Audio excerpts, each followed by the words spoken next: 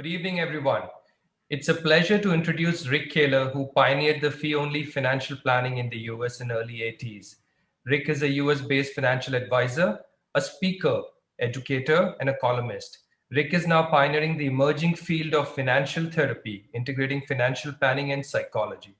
By qualification, Rick is a certified financial planner, certified financial therapist, certified financial transitionist, chartered financial consultant, and the president of Kahler Financial Group based in Rapid City, South Dakota. He became the first fee-only certified financial planner in South Dakota in 1983. In 2020, he became one of the first certified financial therapists, level 1, in the US. His firm specializes in the integration of financial coaching, financial therapy, and traditional financial planning and attracts a worldwide clientele. His work and research have been featured on and cited in scores of periodicals and books, including NBC's Today, ABC's 2020, Good Morning America, Wall Street Journal, The New York Times, Washington Post, USA Today, Forbes, Money Magazine, Business Week, and Market Watch. He's co-author of 4 revolutionary books on money, financial planning, and therapy. The books are Facilitating Financial Health, Conscious Finance, The Financial Wisdom of Ebenezer Scrooge, and Wired for Wealth. On a personal note, I have interacted with Rick on several occasions and counseled with him for my personal situations too. I must call out that if you are aspiring to transform your advisory practice based on financial coaching and psychology, then Rick is the man to have as your coach. So if you guys are ready, type yes. Ladies and gentlemen, let's welcome Rick. Over to you, Rick. Thank you very much, Amit. It is just an honor to be able to address all of you. I wish I was there in person and we could be chatting at the breaks and having some wonderful food together.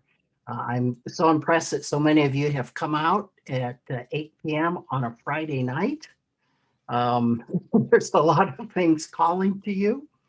So I have so much to say to you and so little time. So I just want to thank iFast for having me here and working with DePauli and for Amit's kind remarks. And let's get going. So I will share my screen here. And hopefully we got the right screen up. So let's talk about this. What's happening in your country with this shift to financial advice, and what is integrated planning all about? What is fee only all about? And I want to share with you some of my experiences here, and hopefully you can take away a nugget that will be meaningful to you and your practice. So what we want to talk about is fee or not to fee. But that's just not the whole issue. It's whether I go fee only. I talk a little bit about what integrated life planning is. I want to give you a tool that you could use Monday morning with your clients. And then the turbocharging part of the presentation is on making this transition and what you can do to really get ahead on making this switch. So there's some fears I understand amongst your community around this switch and going fee only. And the fears are that you're going to earn less revenue in making this switch, that there's going to be more compliance, that you're going to take more risk, and it's going to be more work. All of that is true. And I know you're probably expecting me to say, oh, it's no. You don't need to worry about all that. But yeah, there's definitely an element of truth in that. And there's also a flip side. There have been some other countries that have have gone ahead of you in this switch. Now, unfortunately, the United States is not one of them. So you are ahead of the United States in recognizing the fiduciary component of advice. And to that, my hats off to your country for making this switch. 9 years ago, the UK did something very, very similar. And what happened is most advisors raised their fees to make up that gap in commissions that they could no longer receive. They also found that the product prices fell equal to that commission. And, now everything was transparent. The consumers saw what's going on. The advisor is now totally disclosing all of the fees. And that's a huge value add to your consumer. When the consumer knows the truth, that's trust building. And so, unlike sometimes with the fees, they're hidden, or with the commissions, they're hidden, and the consumer has to be left wondering what else is hidden. I can't tell you how many clients I've had in my office that have said, I remember a surgeon once saying, I have been trying for 18 months to figure out what I'm paying, and I can't find it anywhere. I ask, I don't get straight answers. And so when they come to us and we can say, here is the fee, this is it, this is what I'm making. It's a huge trust builder. Now, here is the downside. One of the downsides of fees is the very thing that will draw clients to you is the very thing that will make them unsettled. Because in the past, the fee has been hidden, or we talk in percentages. It's 1, 2, 3%, whatever the percent is. The brain hears percents much different than the cost of the money, whether it's in your currency or dollars or euros or whatever it is. And so even though the fee and the currency could be half of what the commission was, the brain hears the currency. So that's something that I still work to overcome and put in perspective with clients today. 61% of the advisors say that since they went fee only, that their business has grown. So there's a good side to all of this, right? So it's not about being fee only. It's about being advice-centered, client-oriented. There's a huge cultural shift that will happen internally within yourself and within your company. I just brought on a new planner who came from the commission side. And it's been delightful watching her transformation as she has started working on the fee only side and starting to understand the power of that. She's getting referrals that she would have never gotten. She's in a networking group. And she said, I get very few referrals from this. She's already gotten 2 in 2 months. And explaining to her that it's a whole different thing when you are fee only, when you are client centered, when you're a fiduciary, you're no longer focused on the product. That you don't have to sell product to make your money. You can now be focused on what is best for this client. And that is a huge, huge shift. And I like to say client centered means a client for life. Your fee only clients are just, I want to call it stickier. They stay with you. Why? Because you're offering them so much more. It's not about like in the investments, when the sole focus is on investments. It's more like, well, what have you done for me lately? My return was X last year, or I didn't earn equal to equities, even though the portfolio is 50-50 and they shouldn't, right? That focus is gone, and you bring much more technical and broad-based services to the client. And it makes you really an indispensable part of their life. You are the trusted advisor. You are their family CFO, Chief Financial Officer. And that's a huge role that oftentimes you don't want to get rid of if you're the client. You have a competitive advantage, and that advantage is that you're offering so much more. Investments is a little slice of the whole pie. I say it's 1/7 of what we do. And I'll tell people it's the easiest thing that we do.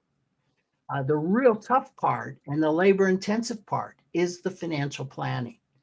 And when they look at you and they look at somebody who's all commission and they see all the services you provide, and the chances are you might be providing them for less overall dollars, you become, it's just a huge competitive advantage. So I talked about having a broader range of services. You are conflict free. So part and parcel with fee only. And I think what is the more important part of that is conflict free. You don't have the pull of I've got to sell a product to get paid. And the consumer, once educated, is so much going to appreciate that. I said it can lower costs. The average cost in the US of somebody doing business with an RIA that's all commission, the average all-in fee, including mutual fund fees and advisor fees, is 2.28%. Now that's if they're being treated really, really well, kindly.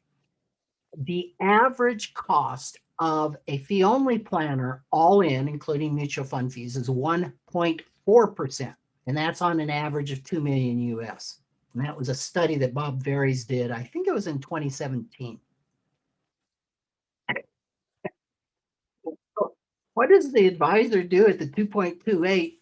Just does investment. What does the advisor do for 1.4? Comprehensive financial planning. And I have a slide that I show the consumer in my office. And every time I look at that, I go, there's something wrong with this picture. Because offering comprehensive financial advice at 2.28 is a great deal, right? Compared to a little slice of investments. And here we are offering it for less. And part of the market dynamic there is the disclosure of the fee in dollars.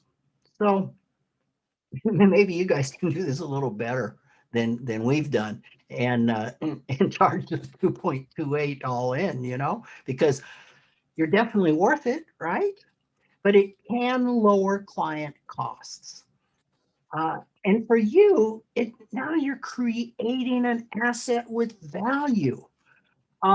You're creating a practice, and your practice has you can monetize it. You can sell it to a larger company at some point in time. I had no clue this was the case when I started. And recently, I get an appraisal of my practice every year, and it's just astounding to me what I can sell my practice with 100 clients or so for. This is something that is a little harder to do with a book of business when you're all commission. So it's a wonderful way to create an asset, wonderful way to help you with your retirement in monetizing all of your hard work. This gives you flexibility with your pricing. Are you going to go hourly? Are you going to be a flat fee, assets under management, or assets under advisement? It gives you the ability to match your services to your consumer. Now, disadvantages. Yes, initially, you probably are going to have lower initial revenue. I know when I made the switch, my revenue probably fell by 2/3, but that didn't last for more than 2 years. So that's something to plan for. That's a reality. Unfortunately, there is more regulation. It's not fun. I do not enjoy it, but it's one of the necessities. The client or the prospect re-educations. Okay, so your clients, as I've already alluded to, they're used to not seeing a fee.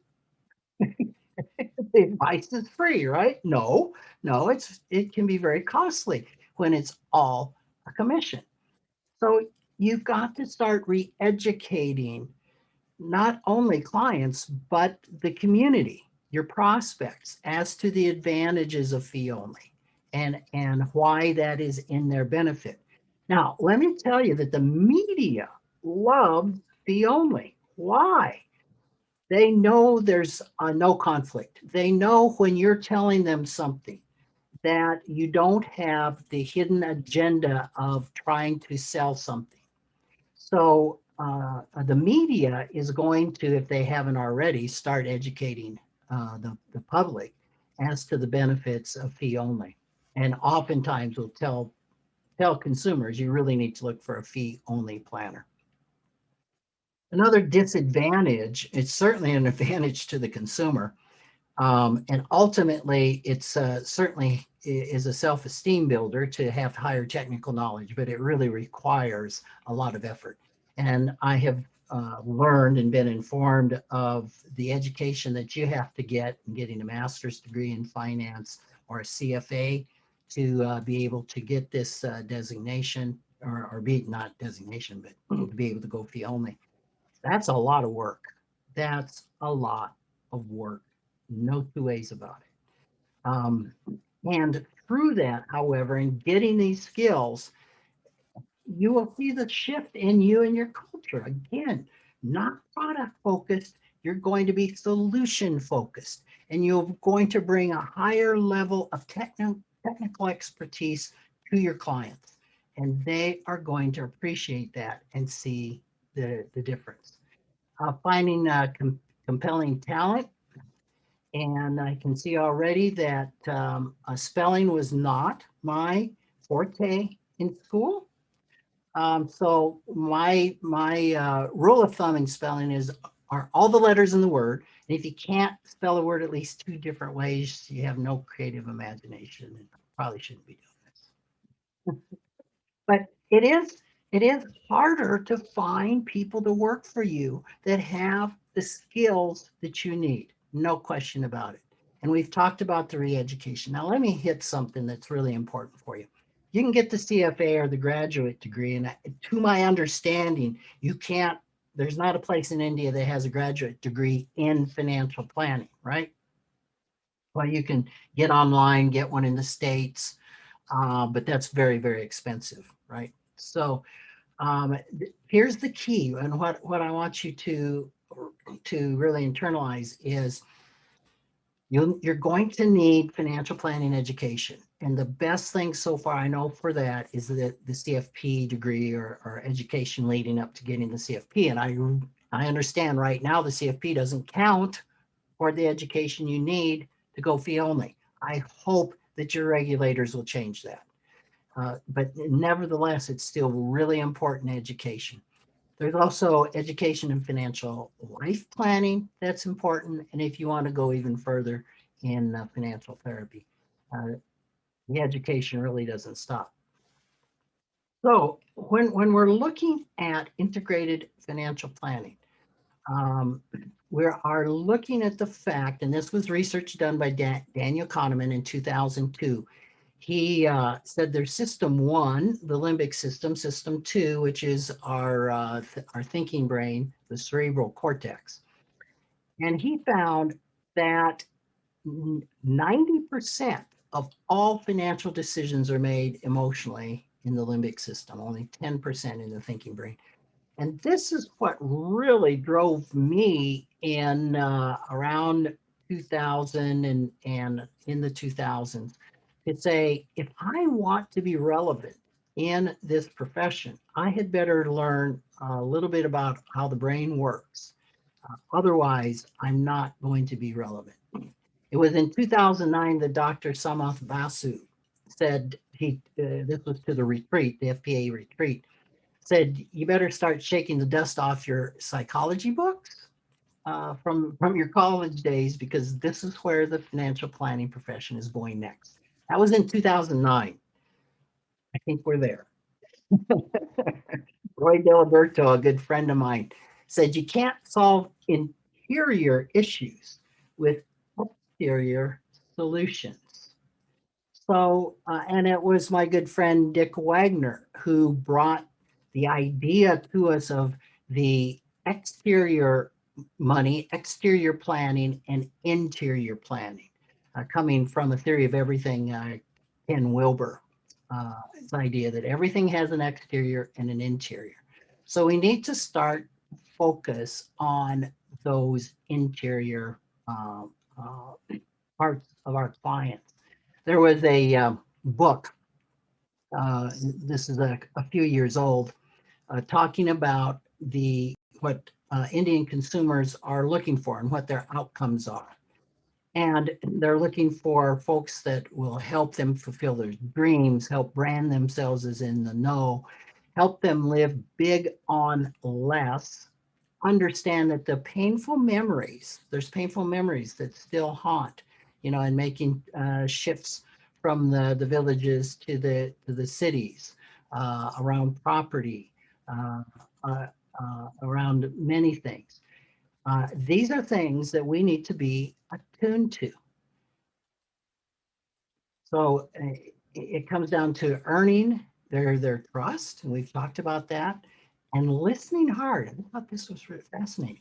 Now, in none of those is there the best return, the highest ROI from a portfolio. People want to be listened to more than anything. So, one of the greatest things that you can do is to spend money and invest in the skill of learning to listen. I just took a training last week in something called internal family systems, and they have an acronym called WAIT, WAIT, WAIT, which stands for Why Am I Talking? And I have a problem with that. It's kind of like, well, if I'm not talking, nothing's happening. And I'm having to unlearn that just continually.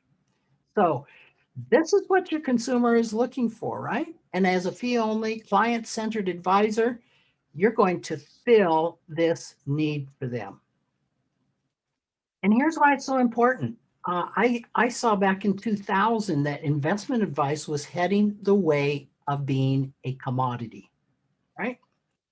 Well, it's pretty much there, certainly in the US.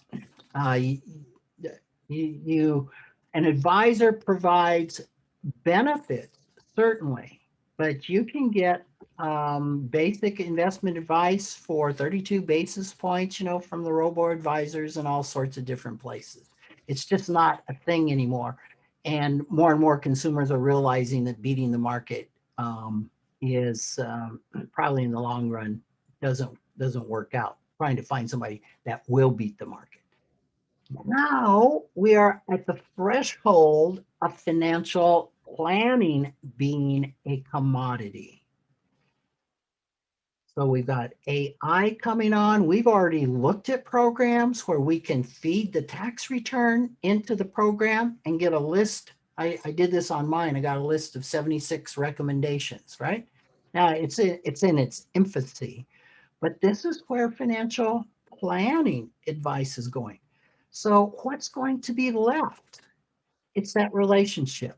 And it's like I discovered back in the 2000, if I didn't switch, my practice was going to look very cold and dead in 10 years. This is actually a view off my deck of about 2 weeks ago. So this is what you want to avoid. You want to stay relevant, and staying relevant is working on the client relationship.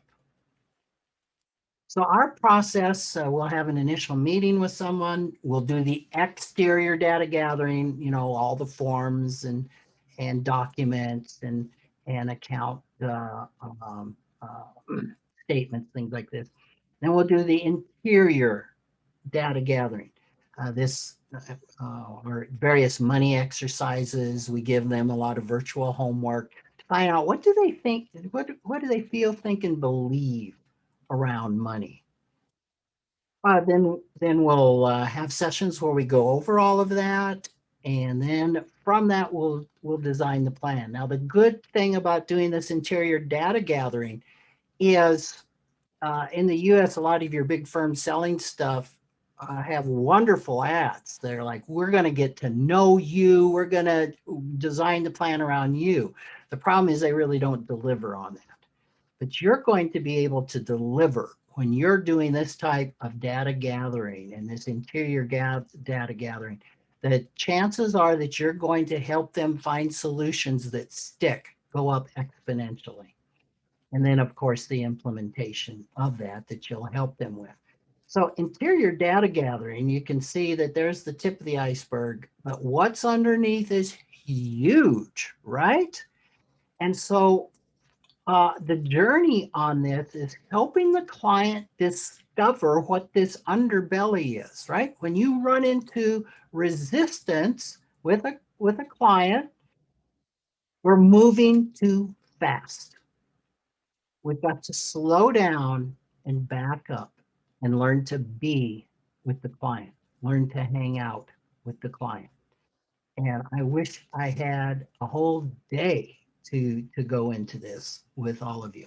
So I wanted to go into one thing, probably of the work that I've done. The most popular takeaway are things called money scripts that we came up with in around 2000. And this is something that can be very helpful for your client first. It's more important that your client discovers their money scripts, but secondly, for you. Money scripts are partial truths, right? Children don't have filters. So a money script, a money belief is deeply ingrained, typically emotionally ingrained. And just like a script given to an actor or an actress, they're written by somebody else. The actress takes that, internalizes it, delivers the lines spontaneously in the play. And they must be delivered in that play. So if you have a script like I do that you got to work hard for money, if you work hard and the money comes in, life is good. But what happens when you work hard and the money doesn't come in? That's a script for a different play and things start going off the rails. Or what happens if you don't work hard and the money comes in? That can be a huge barrier for a lot of people. Oftentimes, lots of guilt. Okay. So that's what we're talking about money scripts. They're unconscious, they're formed early in life. Usually, you're unaware. Our research shows you have 50 to 200 of these scripts operating 24/7, and most of them are unknown. They're very contextual. They're often based in trauma. So I have often said it's not about the money. I have a podcast that I'm going to put out maybe in the next few weeks called "It's Not Just About the Money." But as one psychologist said that I wrote some of my books with, he said, money is the portal, but we end up in the same room when we're tracing how did the problematic behavior develop. And I could tell you all sorts of war stories about that, but very, very, very common. The money behavior, the client you have in front of you that is, quote, non-compliant, that is saying, yes, yes, yes, I will save. Yes, I will stop spending that. And they don't. That behavior, that set of beliefs is often born in some type of trauma. And trauma can be, the first time I ever heard that, I said, oh, come on, get a grip. Trauma, like even emotional trauma, I just didn't get that because I thought trauma was something big, an accident, somebody getting terribly sick or dying, things of that type. No, trauma can be a lot of little things, like death by a million pinpricks or something. Can be a little thing done over and over and over and over and over. That's called complex trauma. So it's the thing. And like I said, these money scripts are reinforced. Usually by the age of 10, a child pretty much has their worldview of money formed. And they are very generational. Money scripts can be handed down from generation to generation. And with the clients that I work with in financial therapy, I see this all the time. It's so common. And in helping clients discover that some of the beliefs and things they have are coming from mom and the grandparents and all of the ancestors. And so it's helping them break this generational money script. And of course, money scripts limit us. They limit us in everything we do. Some of the top money scripts, more money will make things better. Money's bad. I don't deserve money. I do deserve money. And there's conflicts. The same person can hold the belief I don't deserve money and I deserve to spend money. Okay, so don't be surprised when your client comes out with conflicting money scripts. They're very, very normal. There won't be enough. There'll always be enough. Money's unimportant. Money will give my life meaning. Um, and it's not nice to talk about money. It's the big taboo. Dick Wagner said, uh, uh, talking about money is 21st century taboo, right? And yet money touches everything that we do. Now, in case you think that talking about money is not taboo, because you're financial advisors, right? You do this all the time. If there was a reception after this, I would say, well, just everybody you go up to, ask them, how much did you make last year? And what's your net worth? And then tell them what your net worth was and how much you made. Sometimes if I was speaking to you, I would say, okay, pretend there's a line up here. And over here on the left is zero net worth. Over here is 50 million net worth. And I want you to line up where your net worth is. So just look at this line, think where you're going to get up and go stand. And I'll give you the signal here in just a minute. And I can literally just see people just panicking, like, oh no. And then I tell them, no, I'm not going to ask to do that. But tell me the emotions that came up for you as I was talking about that. And typically they start to go, yeah, I get it. We have our own money scripts as a profession, and money is still a taboo for us. And the 10th one is, if you're good, the universe will supply all your needs. Now, there are unlimited money scripts. These are just the top 10 money scripts that our research discovered. Money scripts will drop into a category of four, or into four categories. Money avoidant money scripts are basically that the money's bad, money's evil.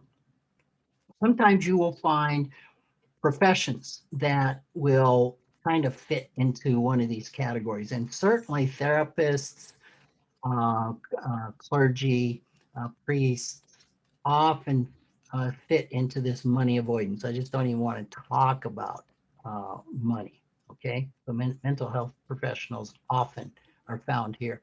Money worship, that more money is going to make things better. All right, money scripts like, things would be better if I had more money. More money will make you happier. These money scripts are associated with lower income, lower net worth, hoarding disorder, a number of things. Then you have money scripts around money status. This is my self-worth equals my net worth. Money scripts like, people are only as successful as the money they earn. If something's not considered the best, it's not worth buying. Uh, Again, there's none of these that are right or wrong. And there's no one category that's better than another. And I say that as I show you money vigilance. And this is, I've got to save money. Beliefs like you shouldn't tell others how much money you have or make. Money should be saved, not spent. I'd be a nervous wreck if I didn't have money saved for an emergency. And some of you might be saying, well, what's wrong with this? Doesn't everybody want to be a money vigilant?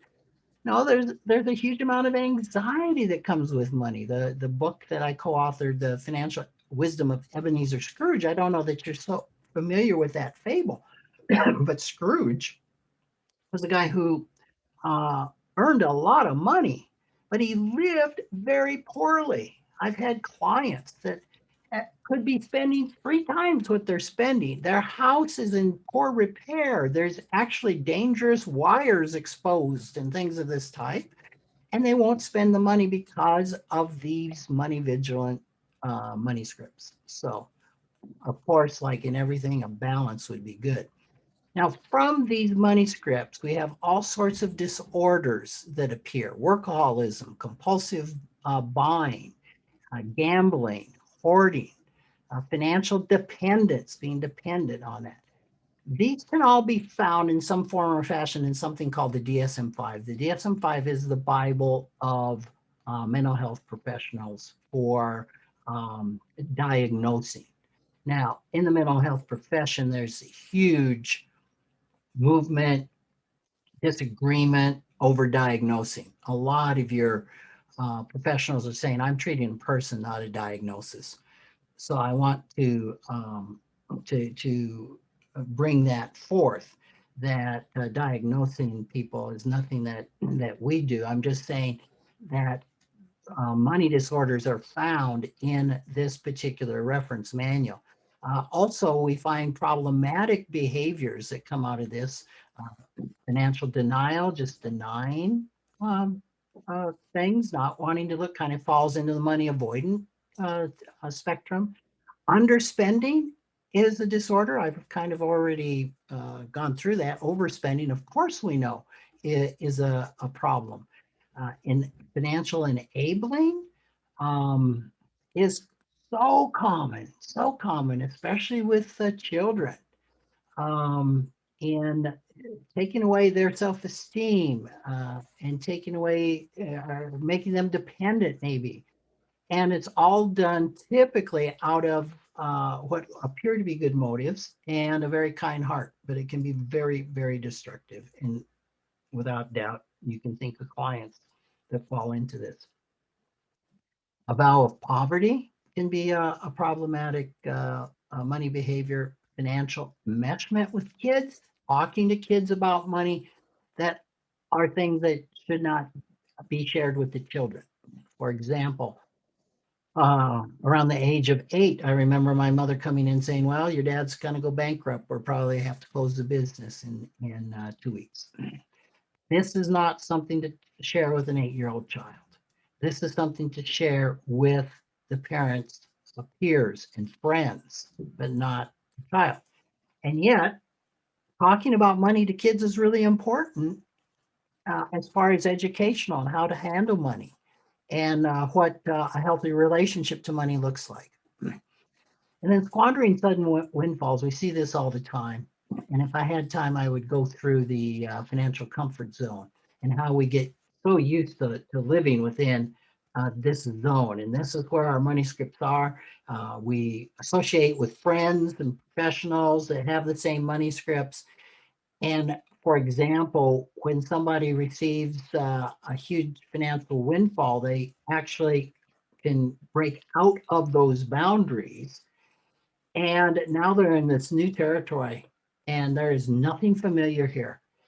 And oftentimes, subconsciously, that limbic brain is going to go, let's get back to where we know is comfortable. Let's get back to our comfort zone. And it's very normal, and you've seen it where people will get a windfall, and in 5 years, it can be gone. And then just poor financial decisions. So it's not just about the money. Here's something important to understand. All financial behaviors, no matter how illogical they may seem to us or others, make perfect sense when we understand the underlying beliefs about money. There are no illogical behaviors. Yes, they can be self-destructive, absolutely, but they're not illogical when we understand the money scripts. They then will make perfect sense. There's something called the Quant's Money Script Inventory, the KMSI. This has been clinically tested. It's something that I use in my practice. You can get online and take this. There's also a hard version of this. And I'll give you a reference at the end of the talk where you can go to get the paper version. And I believe that these addresses are going to be put in the chat, and they will make them available to you. But you can take the money script inventory online, and you can take the money behaviors inventory online. I'm going to go ahead and click through this slide. I know some of you may be furiously trying to write this down, and I have 3 minutes to get through the rest of my talk. So this is so important. You've got to walk the walk. Okay? So if you're going to give the money script exercise to a client, you need to have taken it yourself. If you're going to use tools with clients, you need to have been a consumer first. And this is so important that we walk the walk, that we are consumers of the profession that we hold dear. So we're moving from selling to advising, and I'm suggesting that advising is almost something that's going to be commoditized, as I said, to facilitating financial health within our clients. All right, we're learning to be, we're learning interior skills. So this is, I'm going to give you the turbocharge part of the talk right now. This is was called by Bob Veras, who writes a very popular newsletter. I think many of you are familiar with Bob. He said this was the best practice management tool he had ever come across. All right. And that's becoming the client of a planner. Okay. That's part of walking the walk. So what does becoming the client of a planner look like? Well, I call it getting a twofer, right? Not only are you going to get financial planning, you're going to get a look on the inside of someone's practice and get all sorts of practice management tips and tools. So you want to select a planner for your planner that is somebody you emulate, somebody that you think does a pretty good job. And it's some of the best money that you can spend in making this transition. Now, some of the personal benefits that come from this is, and we're talking, of course, about getting a fee-only planner. It's going to provide support for your survivors. My wife doesn't enjoy financial issues. And I remember when we got through and our plan was done, she just breathed the biggest sigh of relief that somebody else now gets this. Because think about this. If you pass early and you're doing the financial planning for yourself, your family not only has lost a mother, a father, they've also, or, a spouse, they've also lost their planner. So get a planner for yourself. Okay. You'll get education in doing that. You're going to find your blind spots. I don't have time to go through all the blind spots I found, right? Because if you're a heart-centered planner, guess who is the last client on your list? You.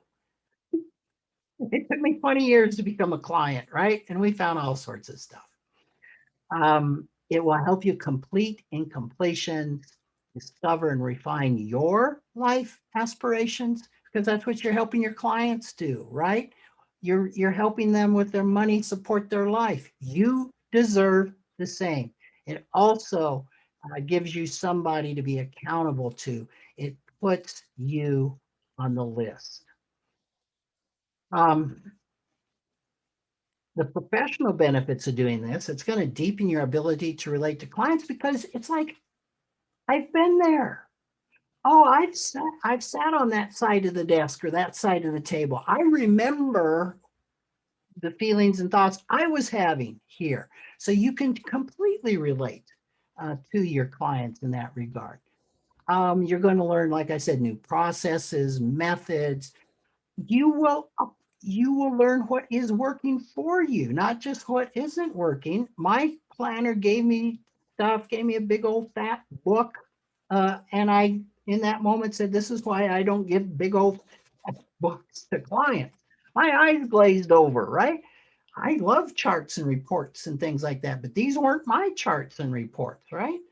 So it helped me recognize this is not something that I want to do. Um, so you internalize the value. You start to understand the benefit of just having an appointment. This is the only place my wife and I ever talked about money, is when we had an appointment with our planner. That's just like your clients, right? So you get it. You can get a whole new vision for your practice and yourself. So this is something that I'd really encourage you. And just some of the things when you're engaging a planner, when you're looking for a planner, you want to understand what their philosophy is, what their investment philosophy is, their insurance, all of this. Who's going to do what? It's a little different, right? Because you are a planner, there might be some things that you can implement at a higher level than your normal client. How often are you going to meet? Are the meetings going to be virtual, in person, on the phone? What are the engagement standards? This is the time to talk about fears. What's the number one fear a planner has about getting a planner? Okay. The fear is, oh no, they're going to see what a fraud I am.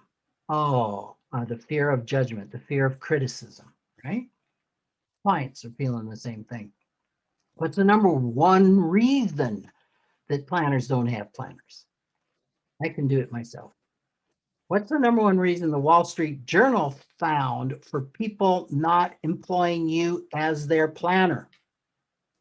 I can do it myself. No difference, right? Here's a big one, compensation. So often planners will kind of share services. It'll be kind of a coaching type of arrangement, and there will be no money transaction. You want to be the client of a planner. You want to pay the same amount. You want to write the check. You want to be treated as a client with that planner. So that is really important that that happens. And of course, involving your partner is really important. You might ask if you ever plan for a planner, because guess what? They're going to have some insecurity about planning for you. Like, oh no, they're going to see what a fraud I am. And that's of course not the case. I'm talking about the emotional reaction to all of it. So where do you find a planner or a financial therapist? You can get on Google. And there are all sorts of people throughout the world. I mean, the fact that we're virtual now, the world is your oyster when it comes to looking for these individuals. All right. Well, here's what we've talked about. We've talked about the fee issues, the fee transition. We've talked about what is integrated life planning. We've talked about one tool that you can use uh, Monday morning. And we've talked about walking the walk and how you can really put your transition on steroids in becoming a consumer of that which you want. Just some tools and resources for you. I have a blog. I send out a column every Monday at financialawakenings.com. So you can Google that. You can Google me, and you will get there. You can sign up for this. And I have like 15 years of columns there. So if you have something you're interested in, it's important to you, what I might think about it, you can look that up. The book that I talked about is Facilitating Financial Health, and I found out it's not available in India. So I called the company up and said, how can we make this available? And a gentleman by the name of Scott Lewis was so kind. He says, just have them get a hold of me and I'll make it happen. So I give you his email address. It's lewis@alm.com and his US phone number. And I'm sorry, I didn't put the country code on that, but I'll bet you are way more used to calling a foreign country than the consumer in the United States that doesn't even know what a country code is. And I'm working on a podcast called Financial Therapy. It's not just about the money. I've got a couple sessions laid down. I just got to get it done. So I hope sometime in the next 30 days that this will be out. So those are some resources for you. Also, in Facilitating Financial Health, that book is written to therapists, financial planners, and coaches. And it has all the exercises that I use currently with both my financial planning clients and my financial therapy clients. It's a pretty good resource. It's used in a number of universities. I teach a course by that name at Golden Gate University online. And that, of course, is an option to you as well. And it's all about doing your own work. So if you wanted to do your own work, you could do that. And they may have a discount if you're a member of the FPA or a member of certain organizations, you may get a significant discount on that tuition. The other books that Mitt mentioned is Conscious Finance, The Financial Wisdom of Ebenezer Scrooge, and Wired for Wealth. These are all resources. And of course, there's many, many, many, many other books that are great resources. So I am so sorry I went a little over. But not bad for a guy that talks at 250 words a minute with gusts to 400. So I am completely available for any questions that you have. Again, speaking to you guys is an honor.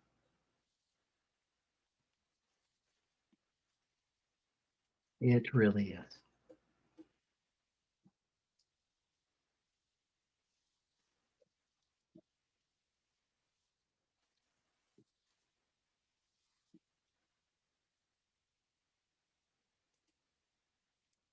So I am not completely sure how we're going to get questions, but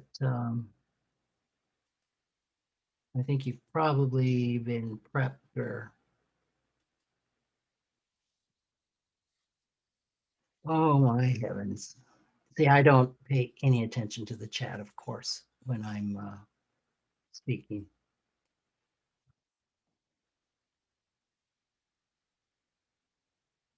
So somebody says that the CFP does count towards certification. Wow. Well, that is great. That is really good news because I would definitely take the CFP over getting the CFA. CFA is great for investments, great if you're running a mutual fund, but it's not so good for learning about personal financial planning.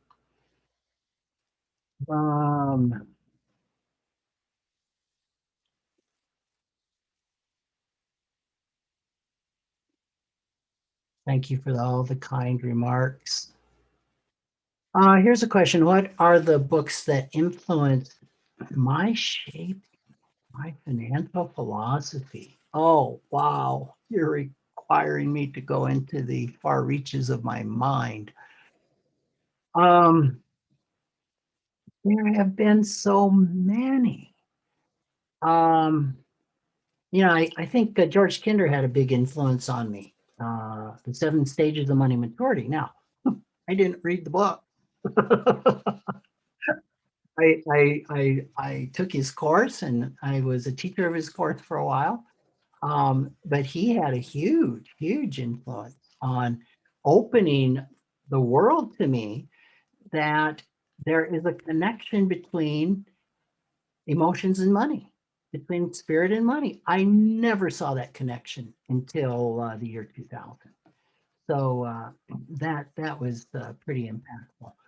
I think, what's been more impactful on me than books have been like the FPA retreat, have been gatherings and being mentored by people that were doing this.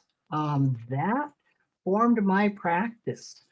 Sitting and listening to people like Kemp Fain, Eileen Sharkey, Dick Wagner, Henry Montgomery, folks like that probably meant more to my growth in this profession than anything else.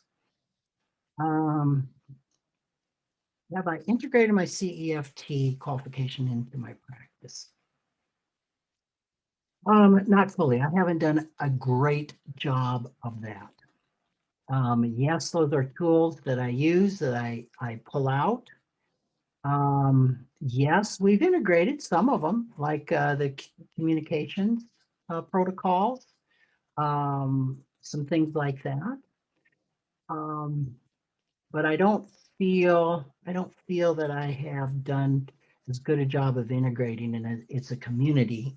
And for example, Susan Bradley and I tried to work things out for, I would guess, 10 years is not a stretch of just, can I get the time in my schedule to take her training? And finally, it happened in 2019, I think. So, and it's a phenomenal course. It's one that's on my short list of courses to take, would be becoming a certified financial transitionist.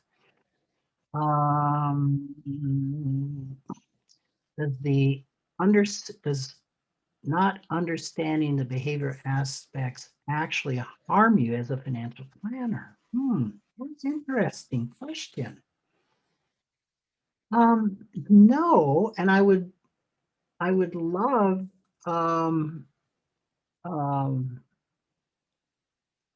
SR, I don't know if you can have the ability to unmute or not. I'd love to hear more about the question behind that. Because yeah, I'm wondering if the thought is TMI, too much information, and if it's going to harm your holding of that client, if it's going to diminish the good intentions or the holding of the client to find out that they have this or that behavior. I don't find a problem with that, but I can certainly see how 20 years ago, I mean, I walked out of a session with the FPA, right, when they had a psychologist speaking to us for the first time in 1989. I'm like, what is he doing here? We're not psychologists, we're number crunchers.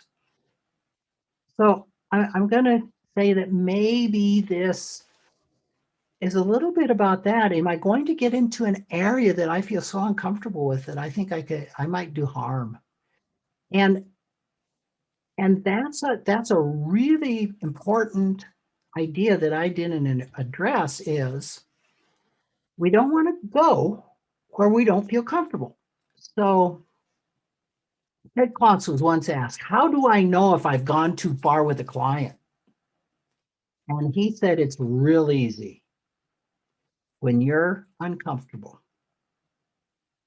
And so I think that's a really important thing to throw out there. That's why I say you got to walk the walk. An advisor's got to become comfortable with these tools, with the emotions, right? And so why do we become uncomfortable when our client starts crying? Or, I mean, that was terrible for me. And I know that's not true for all of you, but it was terrible for me. I was kind of like, how about that mutual fund chart? Let's get back to talking about the numbers, right? And I remember the day that a client started crying. She had been diagnosed with breast cancer. She could have cared less about the mutual fund chart. And I took a deep breath and pulled a tissue out and gave it to her. Now, that had all sorts of symbolism to me because that was the day that I said emotions are okay in my office. Up to then, they were not welcome. Why? Emotions weren't okay in me. I I was a flatliner, right? I thought the way to maturity was not to have an emotion. So typically, when you find yourself maybe in that position, it's a good signal that, wow, I need to go do some work on myself. I need to go take a look at what's coming up. And this is so common in therapy. Um, I'm learning some modalities to where half of the training is on what is coming up in the therapist, right? Therapists are people. Therapists have money scripts. Therapists have blind spots, right? And they have got to do their work on themselves in order to be able to help clients.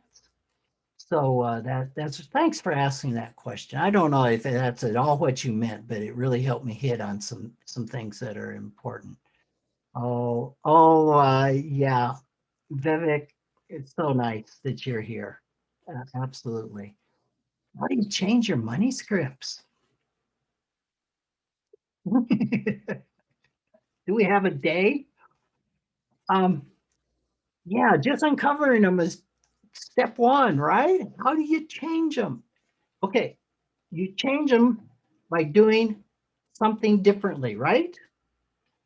You change your belief system. Oh, I got to work hard for money. Well, okay, so I could not work for money and the money comes in. I could not work for money and the money not come in. And I could work hard for money and the money not come in. And I can work hard for money and the money come in. Okay, I got it, right? Or you see that you haven't been saving enough, so you start saving, right? So you think your way to change. That happens in 20% of the cases. 80% of the clients sitting in front of you will say, I need to change. I need to do something different. I've tried, I can't. And that's when financial therapy can come in. That's when we've got to look at the emotional hook that is keeping that money script, that money behavior in place. Okay. And that's where we're starting to look at the trauma. And in doing this IFS work with financial therapy clients, we kind of interview parts of ourselves and polarized parts that are in conflict and find out what's going on internally, what's going on to keep this money script anchored.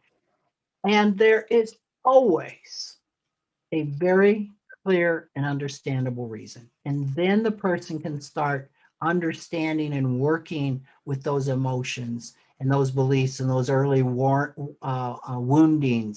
and the messages they got, the burdens they got, the extreme beliefs they got around everything that's causing that. Um, Oh, okay. Shilpa, is so nice that you're in the audience, and Partha is one of my dear friends.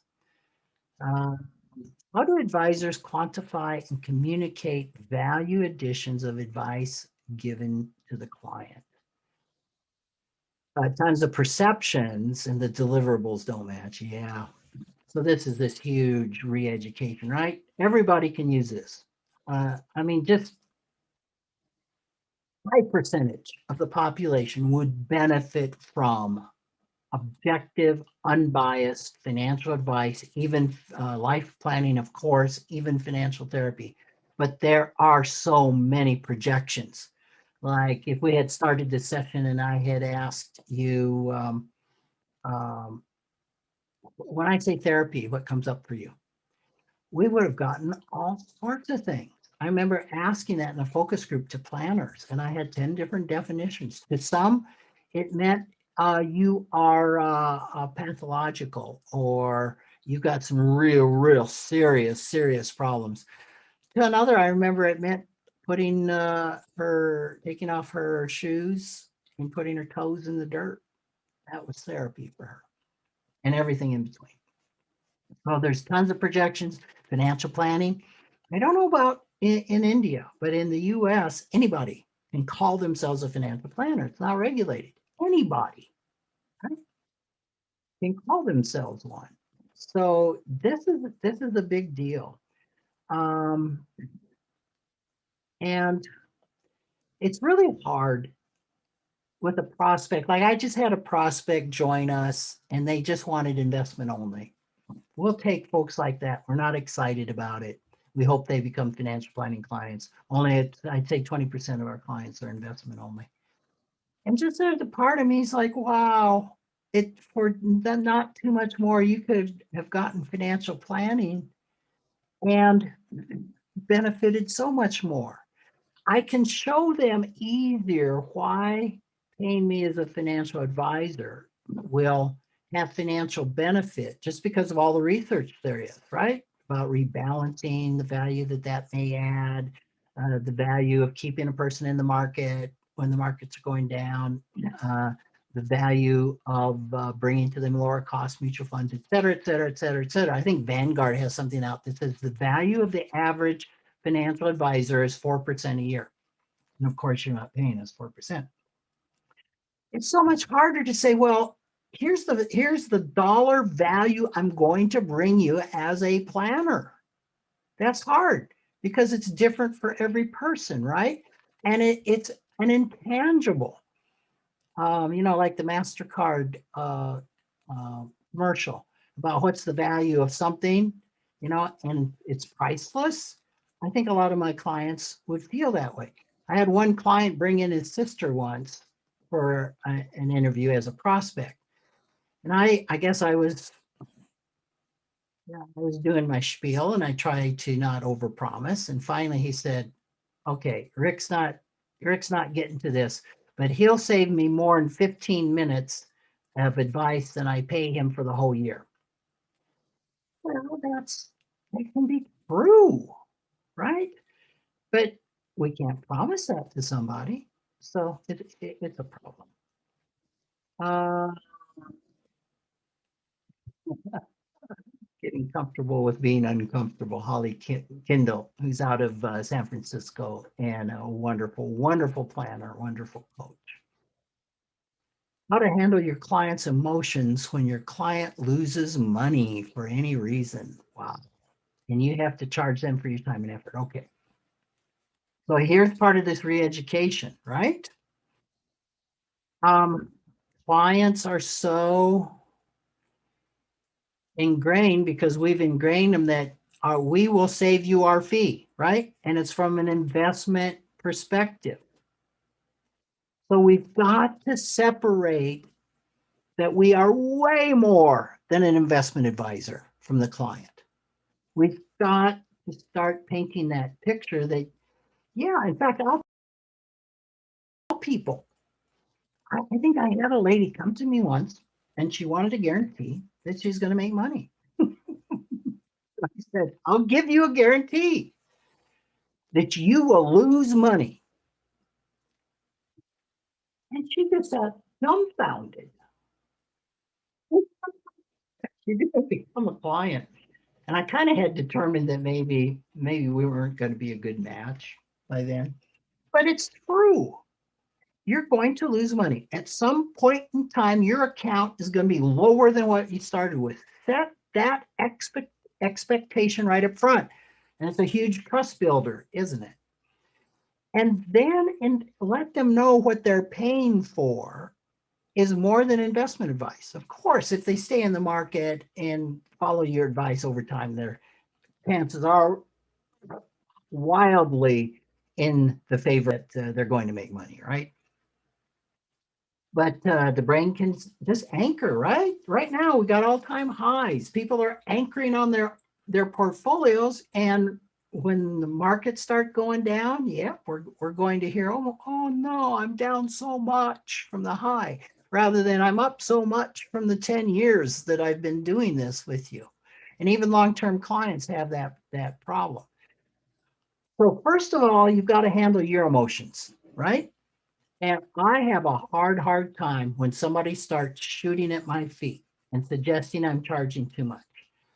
I have a wounding around that. I've worked on it. We often work in pairs in our company. And when that's happening, I will often involve or kind of turn that over to one of my associates because I can get so triggered around that. All right. So that's that's the therapy that I've got to do and am doing on myself about what that means to me. Here's something else I've stumbled on in the last little while. Let's just say we're charging a client 1% and we still bill on AUM. All right. I'm not happy about that. I've been working on a way to do it differently for 2 years, maybe going on the third year with Bob Veris, a gentleman that's Matthew Jackson, wonderful, wonderful person. So I'm working on changing it. But here's what I have found. The average client, my average client, we spend probably about 15 to 25 years after the first year, 15 to 25 years on their financial planning annually. So if they're paying me 1% on $1 million, and that's 10,000 US, and our time as a firm is probably worth around 500 an hour. You can, let's just say we're putting in 15 hours a year on them, right? That's $7,500 worth of labor. That means the investment component, they're paying $2,500 for the investment. And I've started to point this out to people that you can hire us. Let's just say our investment only fee would be 0.8 on $1 million. And our financial planning fee is 1, right? 20 basis points more. We will make money hand over fist at the 0.8 because we don't have that 15 hours of labor, financial planning labor into that. And I tell them that. I said, the best thing, you could pay 0.8 and be investment only, or you could pay the equivalent of 0.25, 0.3, 0.35 and get the financial planning. So it's a different way to frame it. And it's worked fairly well for me in explaining that to clients. Oh, do I want people to unmute? I guess not.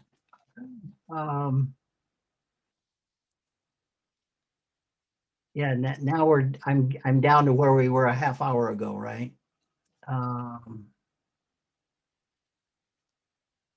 How does one unwean to get off the client and to remove the shoes and feel the dirt? Not sure about that. But I know it's important you become a client yourself. I know it's really important. And learning to listen is one of the most difficult things I've ever done. Like I said, if I have a belief, part of me that says if I'm not talking, nothing's happening. And that has taken years of practice and is still ongoing, right? Especially, people are paying us for our advice, right? So we need to talk. We need to give advice. I have even gotten wary of giving advice. There's a point in time, there's a Changing for Good by Protraska. It's the stages of change. And there's one stage called the action stage, where the client is actually ready to hear the advice. The problem is only 20% of clients are in that stage. So we have to be very careful as to the timing of when we give advice. Because if a client is in contemplation, pre-contemplation, and we give advice, it probably is not going to go well. So we've got to become attuned to when to give advice. And then when we're asked for advice, maybe to say, well, not saying, well, my advice to you would be like, if I were you, or here's what other clients have done, because really people hate to be told what to do. And that's why the interior process is about helping the client be their own change, helping the client learn about themselves so that they will change. And it's painful to keep my mouth shut while the client is discovering that. But if they decide to change, it's going to be permanent. If they change because of they're trying to please me, they're trying to do what they should do or what they ought to do, that probably is not going to be permanent.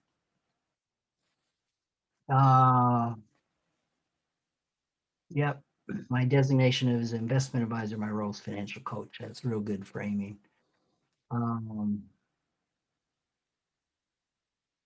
Yes, money is very cultural.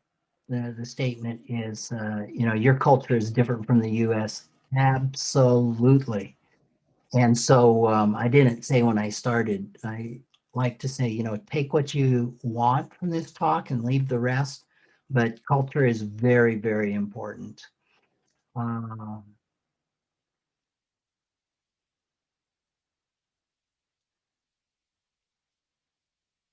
yeah, so of course I agree with that. How do the advisory practices change in India vis-a-vis US advisors? Wow. I don't know that I have a good answer for you on that. Um, I think it's important. It's just I have had advisors leave me because of religious beliefs.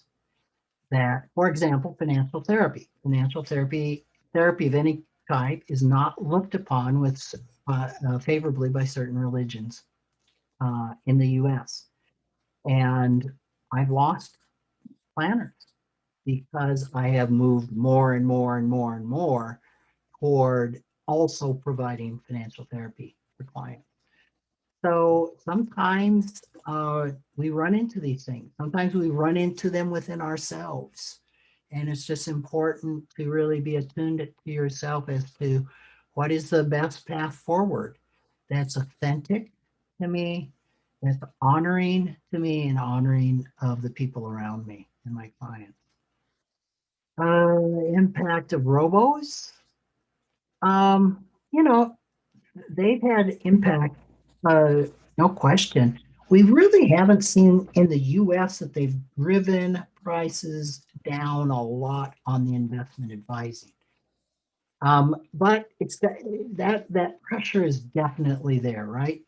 And it's growing. And that's why by adding the value add of comprehensive financial planning, of life planning, of learning to listen, of doing all of this, can get you so much further ahead of a robo advisor, because a robo advisor is not going to provide this. I had a client leave me, I don't know, 5 years ago, and I find a lot of clients have the temptation to leave when they retire, right? And they get a money script that, oh, I'm retiring, I can't afford this fee anymore. We include our fee in all the planning, everything we give them, all the probabilities. We use Money Guide Pro right now. We're changing to eMoney. And we've accounted for that. We know they can afford it. And we know actually it's more important that we're in their lives when they're retired than before. But that's a huge money script is, oh, wow, look at these dollars. I can't afford it. And after 5 years being gone, we have one client who's been with robo advisors and he's coming back because he's like, okay, I finally figured out I really need a financial advocate for me in my later years. Okay, that's what I am seeing as far as questions. I would hang out with you guys all night. It's a night for me, right? Um, but I am wondering if we leave it here. So I only had 10 minutes left of my allotted time anyway. I just want to tell all of you again what an honor it is to speak to you. I so much wish I was there in person with you. I was in India speaking to advisors several years ago. It was delightful. Um, I want to return. In fact, I was going to return, and my wife had some health issues and we had to cancel. But I just so much respect where you are as a profession. I kind of I came away with, you're where the US was maybe 20, 30 years ago in your switch.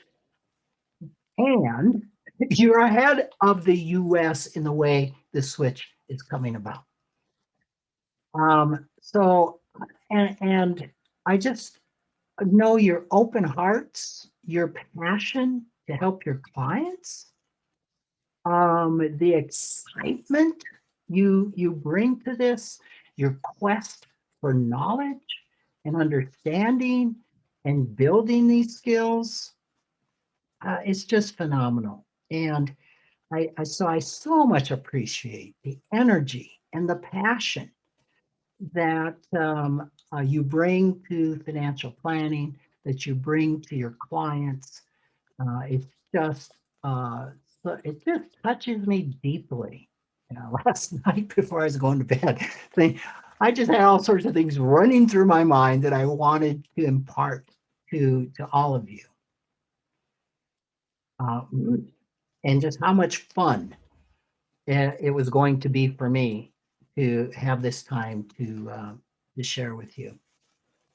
I did have one other question that came in based on my statement on fee model. What do you see as a blocker for charging flat fee? Yeah.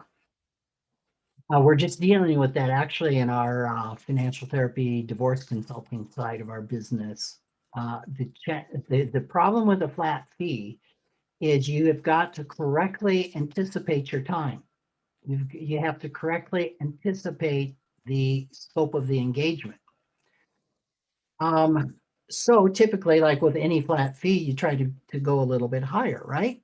And typically with any flat fee, usually the consumer's better off if they go hourly, right? But sometimes, you know, I've been through this. Like I go to an attorney and I say, how much is this going to cost? And he says 200 an hour. And I'm like, whoa, how many hours? And he says, I don't know, maybe 20 or 30. And so a part of me is like, well, could you just give me a fee for doing this? Like I recently had some trusts done. We just got a fee for doing it.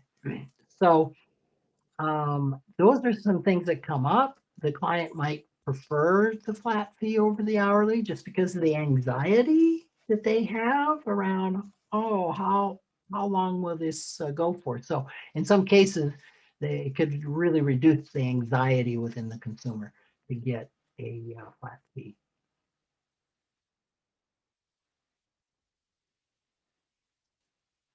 Okay.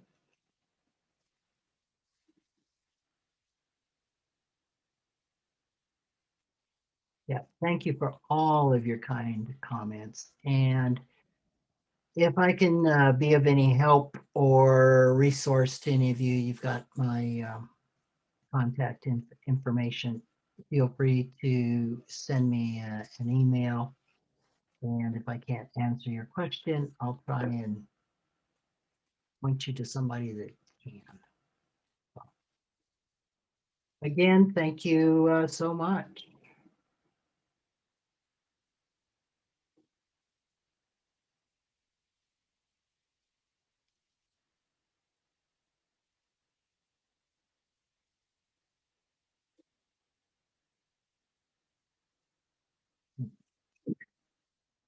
Just reading the comments. Thank you.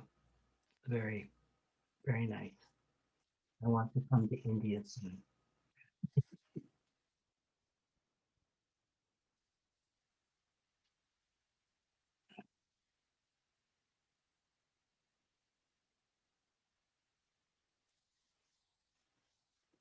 Okay, so, and thanks to all of you that were in the audience. I wish we could have had a way to talk with all of you. Like I said, maybe next time we do this, we can all be together. So, okay, take care.